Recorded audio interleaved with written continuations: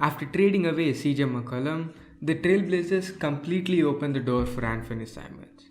The Trailblazers are having a very interesting season right now. Damian Lillard is injured and probably won't be back before the playoffs, if they make the playoffs that is. And they had a massive fire sale in the trade deadline, trading away Norman Powell, CJ McCollum and Larry Nance Jr. They were supposed to be a tanking team for the rest of the season, but are on a 4-game winning streak going into All-Star break. And if the season ended today, they would be a play-in team. One of the biggest reasons for that has been the breakout of Anfernee Simons. The meteoric rise of him should make the Trailblazers front office ask a lot of questions. But today, we are only going to talk about what Anfernee Simons has done this season to play at the level he's been playing at and what his ceiling is. Let's get into it. They be like, yeah. Can you teach me how to dirty? You know why? Cause all the bitches love it. All I need is a beat that's super bumpin'. And for you to back it up and dump it. Leave a like on this video and subscribe if you haven't already. I drop regular NBA content, and with the NBA season going on, this should interest you. So do subscribe to the channel and make sure you stay till the end so you don't miss anything. Simons before the season was a very solid backup point guard. The Blazers always had a guard-heavy rotation, so he never really got developmental minutes or the developmental reps most young players need for their development. This was because the Trailblazers were a super competitive team and didn't have the time for the development of a young player like Anfernee Simons. But this season, the Blazers had a rough start to the season and Damian Lillard got injured. Anfernee Simons was showing ridiculous flashes even with Damian Lillard. And now, with him getting the starting role, his development has gotten accelerated.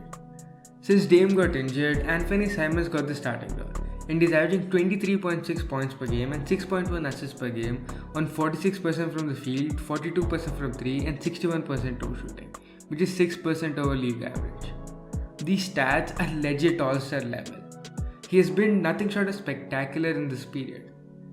The biggest reason for this has been his shot-making leap this year. Anfernee Simons has legitimately developed into one of the best shot makers in the entire league. He takes some of the toughest shots in the league. According to B-Ball Index, his shot quality is in the bottom 4th percentile in the last 8 years. But he's still shooting a ridiculous 40% from 3 on the season and 42% from 3 in the last 23 games. This is the place where he's taken the biggest leap. He's always been really good at creating his own shot. Last year, he was in the 98th percentile in creating his own shot, and this year, he's remained on the same level. But in the last 3 years, he's been mediocre at making these shots, whereas this season, he's been one of the best shot makers in all of basketball. The biggest reason for this is his handle. He has a super shifty handle and has some go-to moves like the side step or the step back shot, which is basically mastered at this point. He's really efficient from every part of the floor. He's shooting 45% from mid-range and has been a high-level finisher, even if the percentages won't say so. For instance, he's shooting 60% at the rim in the last 20 games, but he gets to the rim at a very high level. And when you take into consideration the spacing of this Trailblazers team, which has been mediocre to below average without Dame and CJ, he's legitimately an incredible finisher. He's deceptively athletic, even though he made the dunk contest last year. And he has improved as a craft finisher as the season has progressed and is showing great flashes of feel and craftiness at the rim. The threat of his drive helps him generate better shots at the perimeter, and the threat of his pull-up helps him generate easier drives to the rim, which makes him very hard to guard at this point. Which leads me to my next point, his playmaking. His playmaking is far from where it can be in my opinion. There are still some passes he misses which high-level playmakers would probably make, and some basic reads he really needs to improve on, but he's still a very good playmaker. A lot of this has to do with the fact that he is the only guy on the current Trailblazers team who can create his own shot, and the only one who can create it at a high level, so he automatically has a lot of scoring gravity because the opposing defenses focus on him a lot. He pressures the rim at a decent enough level, and his shot-making ability makes it harder for defenses to not give him a lot of attention, which leads to open looks. He's also taken a leap as a pick-and-roll ball handler. Having an elite screen setter and a high-level rollman in Yusuf Nurkic definitely helps, but taking advantage of this at the level he has been is super impressive. He averages 1.07 points per possession in the pick-and-roll, a mark which ranks 3rd in the league, only behind Norman Powell and Donovan Mitchell for players who have at least 3 pick-and-roll possessions a game and a frequency of higher than 30%. He's shooting 48.5% on 5 attempts of the pick and roll, averaging 6.1 points of the pick and roll every game, one of the highest marks in the entire league. His improvements as a passer and playmaker will what determine his ceiling in my opinion.